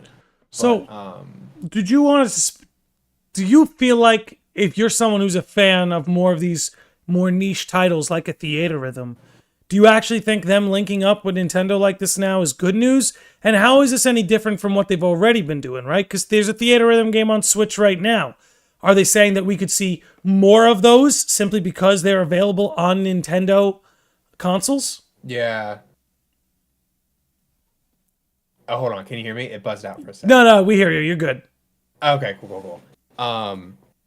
Yeah, I mean, I thought that was a good example to say that if Square really wanted to optimize their newest games for the Switch 2, I think they could do it. Because throughout this interview, they're talking about optimizing Dream Drop Distance for the 3DS, and now how there were a lot of unknowns for that console specifically. Mm-hmm. So not so just like side titles like Theater Rhythm, but main consoles or main titles like Dream Drop Distance back then. I mean, that was kind of, it's not obviously a numbered title, but it's a main title. It's a serious game. So no, in a lot of ways, Dream Drop Distance is almost like the real Kingdom Hearts 3, in a sense. Yeah. Not right. Yeah. I feel that because like Kingdom Hearts 3D, and it felt like the true sequel to 2 in that it picked up pretty much right where like 2 left off. This doesn't invalidate 3 at all, by the way. Before anyone jumps on me, Kingdom Hearts 3 is my favorite in the series. We got him. We got him. We got the Cage 3's my favorite game fan. We got him. No, but for real, like I always kind of felt that when I first got my hands on it, that was the game I was waiting for. I was like, okay, they opened up that message in a bottle on the beach. What's gonna happen? What's gonna happen? Now we finally got to see all of that play out. Mark of Mastery exam. Xehanort's back. Like it was so sick. It was so sick. Yeah. Honestly, I was a big fan. I was a big fan. But it's like like to have the president of Nintendo talk to Nomura about, development for a game like that. I don't know. It kind of gave me hope in all the bad news, and just kind of, people saying they're a bit worried for optimization on, for Square games on the Switch. I think they can do it. I still think to this day, if we can get The Witcher 3 on the Switch, anything is possible. I think anything is really doable. I don't think you're wrong. And that's why when I hear they're going to try and optimize Rebirth for the Switch 2, I'm like, that's the smartest thing you could do as a company. Even if the textures have to be dialed down, even if it can't go over 30 frames per second, guess what? Nintendo fans, they don't give up. They don't give a shit. Okay, 60 FPS, 30 FPS, they don't care. They just want it to run well. Can it run well? But honestly, not like they drew the line with Pokemon, but either way, we're getting a little off topic there. But anyway, I thought that was a great article for just kind of how it's kind of important to remember, because like some people, they see Dream Drop Distance, oh yeah, I was on the 3DS, but like it's really a huge deal for them to work like that and kind of talk about the development process. And I think people take that for granted, like all the time. So, but anyway, it's like even for Reggie to talk about, we're here to like make games for people who are part of a casual audience. But like, I think Dream Drop Distance is a great example of like getting a game from one company and kind of putting like a Nintendo feel on it, right? Like having the 2 touch screens with the pad, you can take pictures, you can scan the AR cards. It's just stuff like that I kind of want to be in the future, but we just, going back to the Switch 2, what we'll talk about, people say it's going to be a dual screen or it's just going to be a super powerful Switch. Let's dive into that. Yeah. You and I crawl around all kinds of corners of the internet. What have you dug up? What is your algorithm telling you the Switch 2 is going to be? And I'll tell you what my algorithm is telling me the Switch 2 is going to be. So before I'm going to say what I want it to be, and then what I've seen people say it's going to be. So what I want it to be is like very similar to the 3DS and the new Nintendo 3DS, right? The new 3DS could play, like Xenoblade came out for it. You could only play it on the new Nintendo 3DS. The graphics were better. The battery life was better. You had like another joystick on the top right. Like it was a good upgrade. It's better than an upgrade from a Switch to an OLED for sure. It had more graphical capability. I want the Switch 2 to be just like the Switch. Obviously, like change the design a bit, but keep the momentum they have right now because it's so good. I don't know. I've been seeing a lot of crazy shit on Twitter about the Switch 2. I don't think it's going to be a dual screen. I think that would be just too much. That would be too crazy. In this, I'm talking about stuff I've been seeing online. Obviously, what we talked about with the Final Fantasy VII remake and the upscaling of Breath of the Wild, I believe those, and Yes. I think that's I believe those are 100% true, for sure. But yeah, the dual screen's a little weird. I saw a report saying how all the Joy-Cons that we have now aren't going to be compatible with the new Switch. Fine. Joy-Cons are the worst part of the Switch. Fine. Right. Don't care. You think it's the worst part? The Joy-Cons are the worst. The problem is they don't work. Conceptually, it's a cool idea. But in practice, it just, they all, half the ones I own lag. Okay? If the Switch cartridges work on the Switch 2, I'm a happy little clam. If the Joy-Cons don't, I don't give a shit. Go on. Yeah. No, that's good. I mean, if they don't, it's just, I'm just thinking about all the people who collected all the Joy-Cons, all the different colors. I'm not. Those things started lagging in 2018. They did. Nintendo denied it ever existed. And then they had people, and then they said you can send them in and we'll fix them for free after denying it, which is still pretty crazy. Kind of nuts. I mean, I think the Switch 2. I love the idea. Just in concept, the Joy-Cons are great. Just want to get that out there. In concept, I love it. Right. I just want them to not lag on me half the time. I think it'll be a more upscaled Switch that's obviously more powerful, is backwards compatible, because I think they're too successful to fuck everything up this time. But what do you think? What are you thinking about?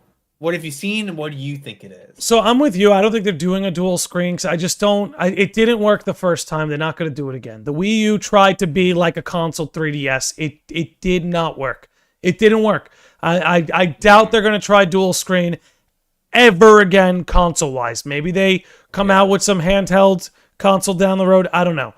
Right. That said, what do I think we get? Mm-hmm. It has to be at least as powerful as a PS4. At least. Yeah, it has to be. However, the PS4, even in itself, is such old tech, there's no excuse for Nintendo not to have one actually more powerful. Because the PS4 was what? When did the PS4 come out? I'm going to look that up right now. That was a long time ago, dude. That those specs were available. When did it drop? 2013. 2013. We're talking 11 years ago. So it's like, no, Nintendo. You can be behind as far as tech goes, but you cannot be 11 years behind. So I think it'll be as powerful as a PS4 Pro or something in between the PS4 and the PS5, so that if developers wanted to port their games to the Switch 2 or like downsize them a little bit, it can be done. I think if Nintendo wants the Switch 2 to be successful, they have to recapture that third-party support. They've got the best first-party support in the game. It's one of the reasons they'll never go away. Because if you want Pokemon, Mario, Zelda, you got to go to their shop. You got to play their stuff. Bottom line. Yeah. You can't replace that. Sony doesn't have that. Microsoft doesn't have that. PC doesn't have that. Anyway, I'm getting beside my point here. I think it's going to be as powerful as a PS4 Pro. I think probably at least 12 gigs of RAM it's going to need. I don't think frame rates will be its strong point, because I don't think that's important to a lot of Nintendo gamers. Right, yeah. I just don't think it is. It's not. So, again, if you can get a lot of PS5 games on your console by having limited frame rates, I don't think people will care. If 60 frames per second matters to you, you probably own a gaming PC, right? Yeah. But seriously, the 1,000-year door is 30 FPS compared to GameCube that was 60. But people don't care, and that's okay. People are allowed to care about what they care about. But Nintendo, again, like you talk to most people who play a Switch and you say FPS, half of them are going to look at you like, what? What 3-letter agency is that? Like what is that? Anyway, I think it's a handheld PS4 hybrid, basically. I think that's what they have to do. And I think what you're going to start seeing, all of these companies, Capcom, Square Enix, Atlas, this doesn't apply to because Atlas is already playing the game very smart.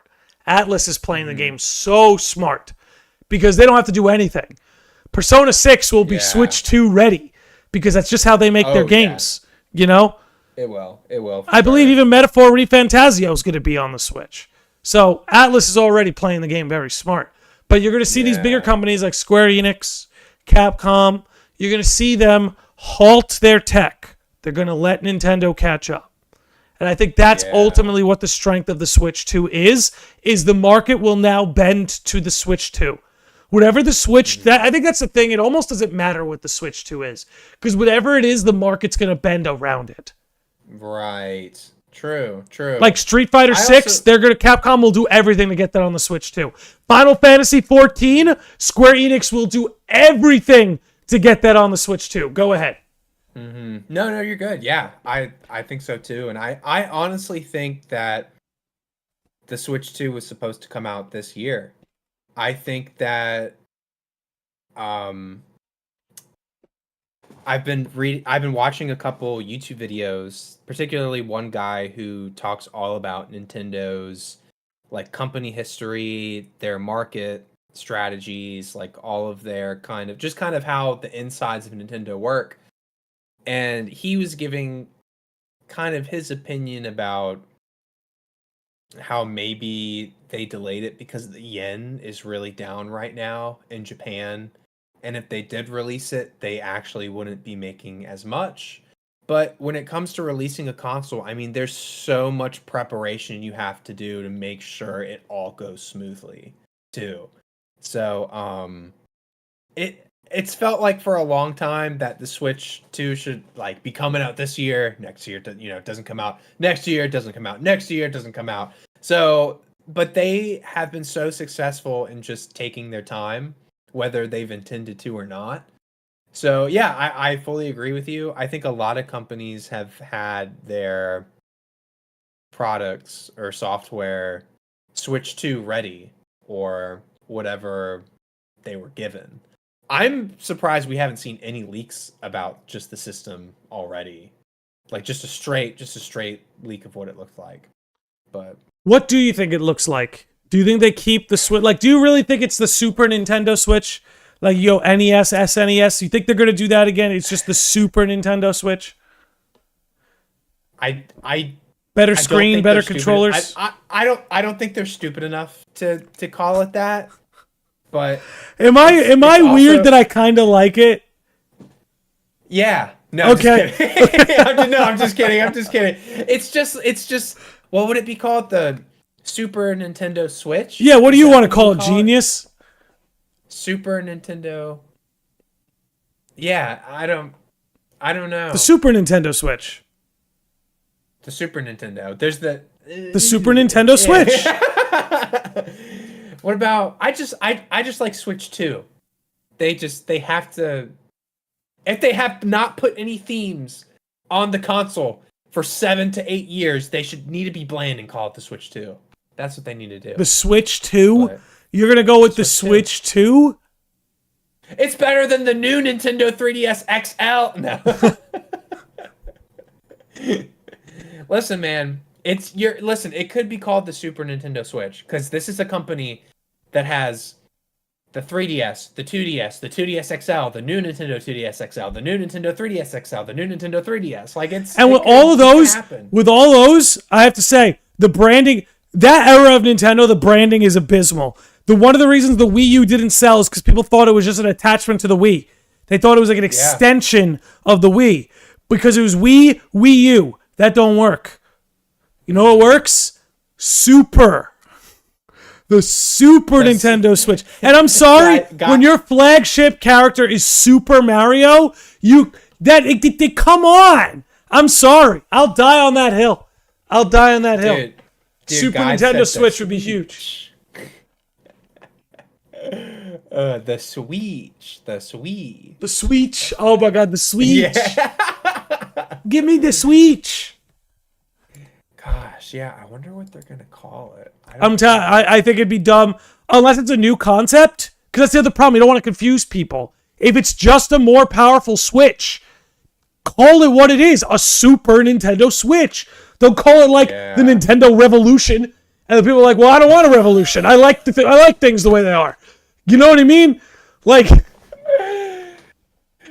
gosh, what's a and if chat could answer this, what is the most ridiculous name you could think of for the Switch 2? Because we're gonna save it and see if it comes up. The most for the ridiculous. future. Here's a go. What are you scared they're gonna name it? I think that's what are people scared they're gonna name it? The Nintendo Snap, Game Boy Switch Game Girl.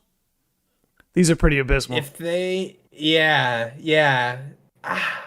What am I The Switch scared? U. I'm scared. The Switch U. That does scare me. The Switch U. The Switch U is terrifying.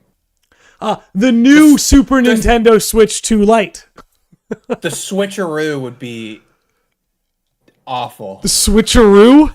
Not if you launch a new IP that's a kangaroo platformer. Then I'm in. Right, yeah. Then I'm in. The Switch U. They're killing New me. Super Nintendo Switch 2 Lite. The Switch U. The Switched actually sounds kind of cool though. The Switched. The Swolled U. I'm telling you. The Swolled U. Remember when the GameCube, wasn't the working thing, everyone thought it was going to be the Nintendo Dolphin? Do you remember that? Oh, yeah. Nintendo Is that Dolphin. Why the emulator's named Dolphin Emulator? Yes.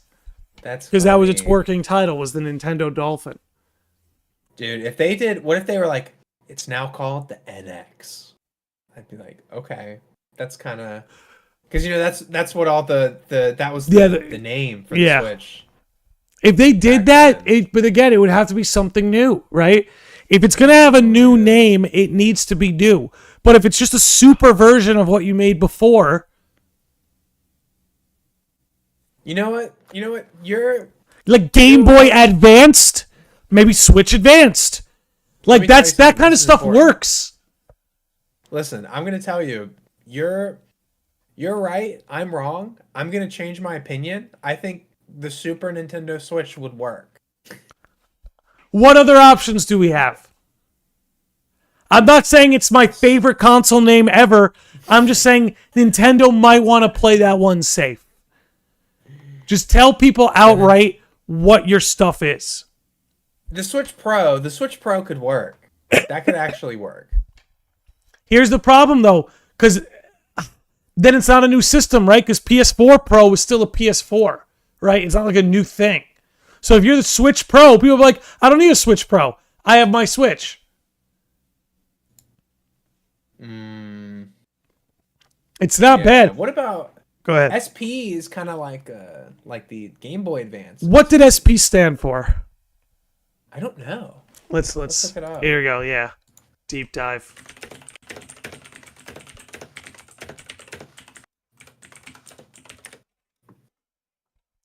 Oh, it meant special. See, that's stupid. That is stupid. I'm not about that. Why not sexy? Why not just super? Yeah, why not just super? It's a cheesy word, but the last time I checked, we all love cheese. Even the lactose intolerant love cheese, Treehouse. Oh, they can't get enough of it. Be blowing up, just blowing up every bathroom. Yeah, it stands for special. That's yeah, I'm not a fan of that. The Super Nintendo Switch Advanced SD Lite. Yeah, I think that could work. I think that could work. How long have we been live? How long has this been going on for? Hour 40 minutes. Not bad. Oh, yeah, by the way, shout out to Mo. Mo did rate us over on Twitch. Oh, what's up, Mo? Shout out to Mo. He may not be here anymore. I wasn't looking at Twitch. I was bad. Oh, Mo. I was bad. I was only looking at chat. All right. But yeah, I mean, I think that pour one out for Mo, everybody. Pour one out for Mo. I didn't think there was anything left. Just pour that on you. I didn't think there was anything left. You gotta be fucking kidding me. All right. Well, the wet Nintendo Switch. I'm gonna put it in the super washing machine now. I'm gonna do super laundry after this super podcast. You know what this reminds me of? Were you a DBZ fan growing up? I wasn't allowed to watch it, which is crazy. I would have been the biggest DBZ That means fan. you'll love it. That means you would love it if it was banned in your house. The forbidden fruit. The forbidden fruit that is the Dragon Balls. Forbidden Ball. Yeah. No, it just reminds me of this clip that went around where like the voice actor for Krillin was like making fun of the use of the word Mondo because it was the 90s. I don't know if you remember that. The word Mondo was a big deal in the 90s. Like remember the good you ever see the Good Burger movie? It's been a long time. It's been a long time. But what was the enemy of Good Burger? It was Mondo Burger. Anyway, we're getting really off topic here. Was there any super soaked? Super soaked. Was there? Oh god. The bless you. Thank you. Super bless you. The super. Was there anything that you wanted to discuss about either Square Enix's future, the Switch 2, indies, layoffs, anything that we discussed today that you maybe wanted to touch on before we wrapped up? I mean, I think it seems pretty bad for Square right now, but I think I really do, because I've just seen people say that, oh, putting the games on the Switch isn't going to solve the problem. It is! It kind of will. It kind of will. Going to. It's it kind of will. Fucking, are you a fucking idiot? Like, it's actually going to. Like, what? Like, like it will. It will. I promise. No, straight up. Like, I think, how many copies did Nier Automata sell when it came to the Switch? Hold on. Yeah, look it up. And we're talking about like half a decade after the game came out. Okay, how much did it sell on the Switch specifically? I know it sold a lot, but... Okay, look. All right, look. We're talking about half a decade after the game came out. It sold 400,000 copies in its first month on the Switch. Sorry, that's a big deal. That's a big deal. 500,000 copies in a month? Kind of a big deal. For an older release, not even a launch release, kind of a big deal. Kind of a big deal. I'm trying to find it. Do you know how many sales FF7 and FF8 did on the Switch when they released a couple years ago? I can try and hunt that down. Here's what I can verify, is that every month in Japan, top physical sales on Switch, a Final Fantasy game is always in the top 10. Like, every month, a Final Fantasy game, one that's been ported to the Switch, is in, like, the top 10 of sales. Like, dang. Let me see if I can try and hunt that down for you. Okay, it released in March 26, 2019. Gosh, man. It's going to be pretty hard to hunt these down. Yeah, I feel like it is kind of a niche thing, but the bottom line is, if you're going to sell your games to consoles, and if your console sales are struggling, and you're now going to port your game to the largest console player base on the market, yes, that may not solve all the problems, but I challenge you to come up with a better solution. Mm-hmm. That's all. Right. And yeah, like Imagine Alex is saying, they could definitely release, and they could relaunch their games properly on the Switch too. Yeah. Here, I'm gonna pull up actually all these sales. Give me a second. No, you're good. Give me a second. I want to look. I want to check something. As a matter of fact, I want to see. I want to see. Where are you? Stranger Paradise. That's what I'm looking for. I want to see how that's sold. Okay. So it would appear that Stranger of Paradise, okay, not a mainline Final Fantasy game, right? But one based on a mainline Final Fantasy game. How many copies would you think Stranger of Paradise sold? Oh gosh.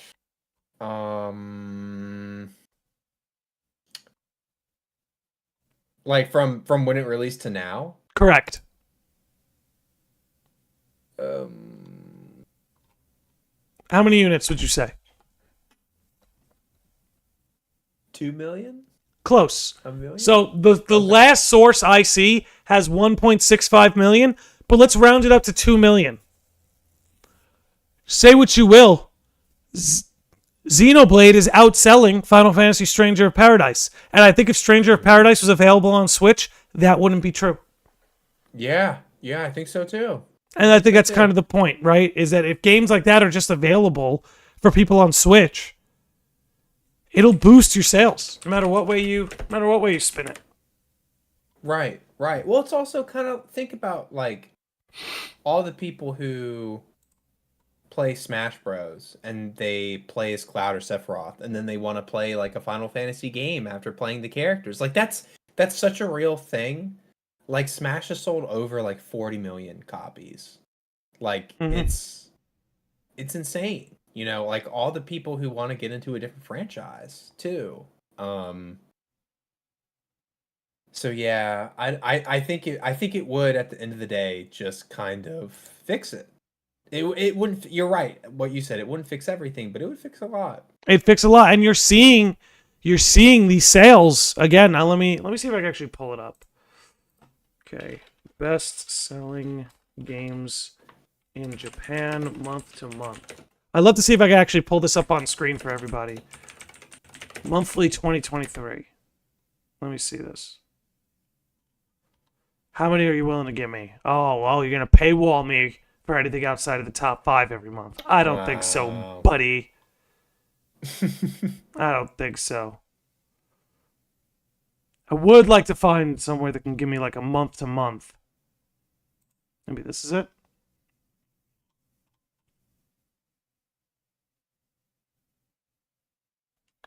All right. Yeah, everything I'm giving is only giving me a top 5. I wish I could get something like a top 10, top 15. Let's go to VG charts. They're usually okay.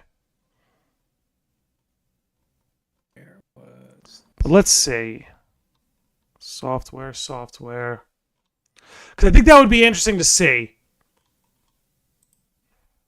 I mean, even for example, like Dragon Quest Monsters, that sold 1 million copies on the Switch. Yeah. That's crazy. 1 million copies is 1 million copies, dude. Like just on the Switch. Like, is that what this is saying? Let's see. I think I might have found what I'm looking for. I may have found what I'm looking for. Let me check this out. No, you're good. Top selling consoles. Nope, I want Yo, what's software. up, kitties? Thank you for the raid. I appreciate it. Oh, she came in with the raid. Didn't even see it. Didn't even see it. And slipped in the resub. She was playing some Persona 5 Strikers earlier, which was a time. The goat. That's why she's the GOAT. Yeah. That's why she's the GOAT, ladies and gentlemen. Make sure you check out Kitties and Middies. You know she's a good friend of the channel. She's been playing some Persona 5 Strikers over on Twitch and YouTube. You do not want to miss it. Okay. Yeah, I can't seem to find like month-to-month sales, though. That would be a cool thing. If I do find it, I'm going to bookmark it and keep that around. Because it's a good thing to I would maybe just keep be track so of. curious to see how well FF7 did on there. Or even like FF10, like all the other ones, you know. Well, here's the thing. FF10 has sold like about, I think between 10 and 10.2, you have a combined 20 million units sold. OG FF7 is like 14 million units sold. I'd be willing to bet at least 500,000 have come from the Switch. Yeah. I would bet, but I don't know. I would bet. I could be wrong. Gosh, dude. I'm gonna treat the people. I'm just gonna treat the people who are watching. They've been tuning in and we got a good little raid. So when we get a good raid, we're going to get a little bit of hype in here. So enjoy the hype, and we'll be right back.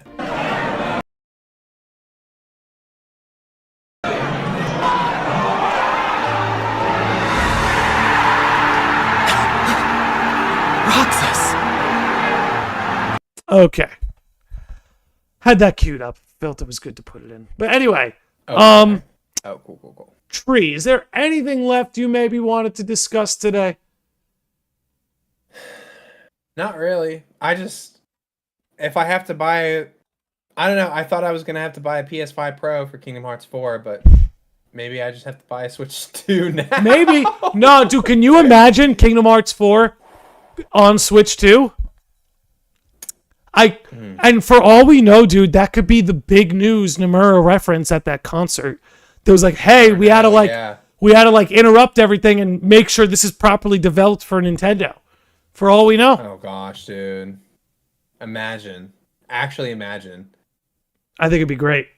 I think it would be great. That would be great. Yeah. Do you have anything else, or? I mean, other than I think I just maybe want to reiterate with everything we talked about. Look, we have an industry that's changing, an industry that was bloated, an industry that was over-speculated from the last few years, and I think you're seeing a lot of blowback from that. I think Square Enix's restructuring is a good idea across the board.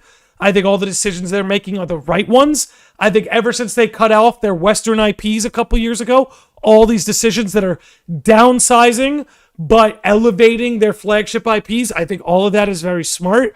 I think the Switch 2 will dominate the market. I think the entire third-party market is going to bend around the Switch 2 rather. And ultimately, like I brought up earlier, I think indies are the future, because I think where this industry is struggling is because all of these corporations, Nintendo, Microsoft, Sony, Square Enix, Naughty Dog, Capcom, we can keep going, Sega, they're all public corporations, so there's speculation and investors want them to grow. So because they want them to grow, they do a lot of the things that don't otherwise make sense to you and I. Indies do not have these problems. Indies can be just fine catering to their niche audience. Maybe they only sell. You've got indies out there right now that are only selling like 50,000 copies per game, and they're thriving. Thriving! Because they don't have these bloated budgets. And I think what gamers want more than anything, you're seeing a lot of controversy, a lot of hoopla, a lot of noise being made in the gaming industry. And I think that's because what gamers want is a direct line from developer to consumer. We, the gamer, want as direct a line between us and the devs as possible. Devs make a game, we play the game. We want as little getting in between us and our what, for lack of a better term, relationship as possible. Gamers and devs, as direct a pipeline as you could get, the better. And I think because indies have that direct pipeline, and these companies like Capcom, Square Enix, Sega, Nintendo, Sony, Microsoft, they've gotten so big that it's much more difficult for them to provide that to their customer. And I think you're starting to see a lot of that blowback now, because like I said, you got indies who are selling a fraction of what these other companies are selling, and they're making profits, and they're in the green, and they're not having these sort of operating income issues. So I think we're bound to see a lot of things change. I think a lot of things we discussed here today is indicative of that.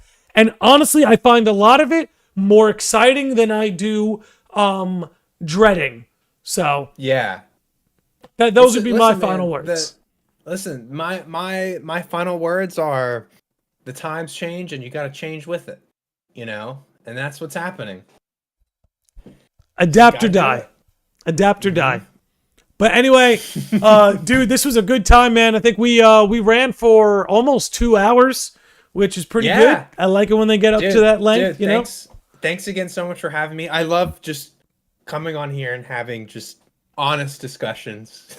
Yeah, just chatting, dude. Just getting it out. You know. Well, you know, dude, I love talking about franchise-specific things, right? You know me. Yeah. I love going all in on Kingdom Hearts. I love going all in on Final Fantasy, whatever it's got to be.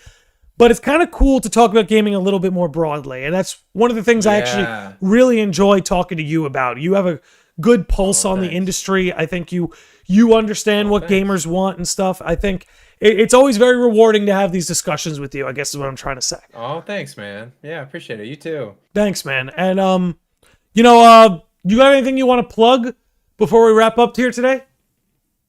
Oh, I mean, yeah, if you guys want to check out some of my stuff, what I, post, shit post, anything at all, I do have Twitter, treehouse_TTV. I am on Twitch occasionally, treehouse_TTV, and I am on YouTube. I'm trying to cook up a little spicy video at the moment. Let me get you pulled up. Now we're gonna swarm you. Oh, thanks. We're gonna swarm you.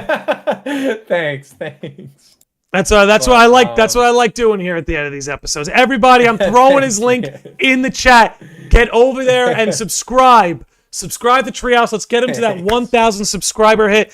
Dude, you put up some of the coolest Smash mods. You're always pulling up good stuff. The Kingdom Hearts Holy Grail video you put out, I think everybody would enjoy seeing that side of like Kingdom Hearts. People like you who are collectors, you're hunting down a lot of cool stuff, dude. Like, maybe do you want to show any of the stuff that like you've hunted down from Japan or anything like that you've recently gotten in? You got in some cool stuff. You got to put one thing on screen now. I put you on the spot. Here, let me go. I put you on the spot. Let's see. No, you're good. Let me go find something. Good. Yeah, guys, get over there. He's at 728. I want to see that number go up. I see 729. That's what I like to see. I want to see 730. Get over there. Again, guys, honestly, Treehouse has honestly been not only a great friend to me and to the channel, but, a lot of the success we have here is thanks to guys like Treehouse who are in this space, who support what we do here, are always pointing people in our direction. So yeah, just a lot of love to Treehouse. Are we at 730? We're not, and I'm upset about it. I don't like it. But I do know YouTube has a bit of a lagging indicator when it comes to subscribers and stuff. But you know what? Let me throw it over on Twitch too, just in case. I know Twitch is a bit of a quieter chat, but we'll throw it over there. All right, here he comes. Here comes the big man. What do you got for us, dude? I got that Kingdom Hearts demo disc, but I don't want to take that out because I wrapped the shit out of that, and I don't want to mess it out taking it out of the box. I got this official GBA official Game Boy Color Pikachu link cable. Oh, dude, that's sick. That's sick. They're kind of cute. It has a Pokeball on it. Look at it. So it's kind of cool. But I didn't even know this existed until it just like randomly popped up. I got this. I got the Final Mix Platinum Limited Edition. Dude. Final Mix. So I have so one sick. sealed. I have one opened. But yeah, it's kind of cool. Like even the front says, "I've come to see the door to this world." Like it has little writing. Dude, that looks so slick, dude. It's really, yeah. I mean, it's kind of cool. Like this might be my favorite artwork for. Oh, that's so metal, dude. It's so metal. That is metal. I like it better than the colored version. Me too. No, it goes hard. They look like they're about to drop the sickest mixtape. I know. They look like they're about to drop the sickest mixtape we've ever heard. Just like the black and white box is just so cool. I think I have some of these, like they're not even opened. Like it comes with like a little Sora Lego, basically. Yo, that came with it. Yeah, so it comes with that. It comes with these Final Mix buttons that are like graffiti art style, which are kind of cool. Then you got that dope little, I think it's a calendar. I don't even know. But I love like the old. I love graffiti. The font. Yeah, dude. The font's awesome.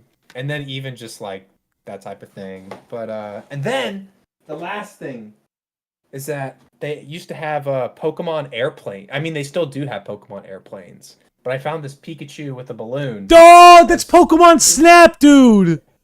Yeah. Well, they gave these when the planes first started business for these Pokemon planes. They would leave these on everyone's like, the little folding tables shelf thing. Yeah, the little folding tables. They left these on the tables for the passengers and stuff like that. So it was like airline. He has balloons. He's flying.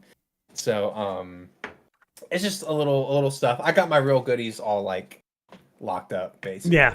But The heavy duty stuff. yeah, the heavy duty stuff. I But, gotcha. This is just fun shit I like to have around, here and there. So I think it's cool, man. I think, you share a lot of it on Twitter. I think it's really cool Thanks, stuff. I think yeah. it's great when It's you fun. show that stuff off. Now you're preserving Kingdom Hearts history with a lot of this stuff. Like people got the stuff I know you got buried in your closet. You're preserving a lot of history, a lot of stuff that would otherwise end up in a landfill somewhere. So I'm glad there's someone like you out there preserving this stuff. I appreciate it. Life is all about loving the little things that don't really matter that much in the grand scheme of things. But they matter to you.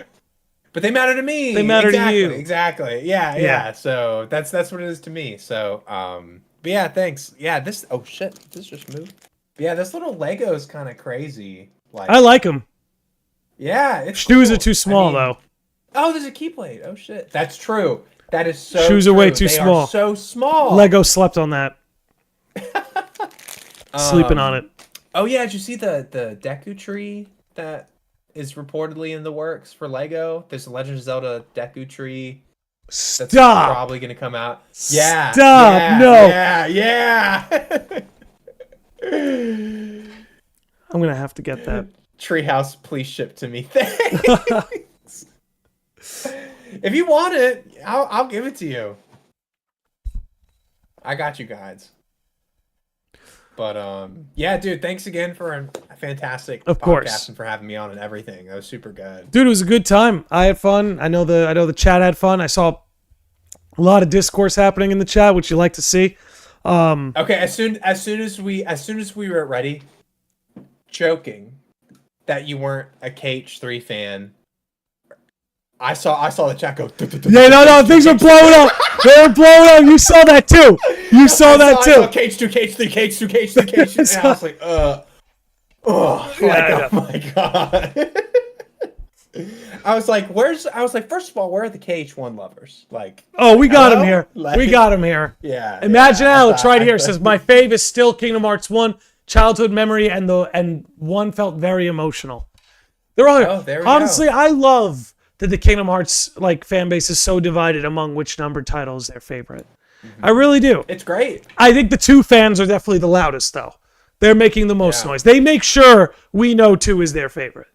The KH1 fans just enjoy the game and be quiet, and then everyone else kind of just goes crazy. KH3 fans, we've now reached the point where we're like coming out of the rabbit hole, like, yeah. Oh, okay, yeah. We were really good the whole time, weren't we? Yeah. That's what also, I thought. I loved your tweet talking about the Reddit, the old subreddit you found. Yeah, where everyone was shitting on Kingdom Hearts 2. It's like, this is how it works. Yeah. Kingdom Hearts That's game cool. comes out, it gets shit on for the first 3 years, then people start coming around going, that game was good, actually.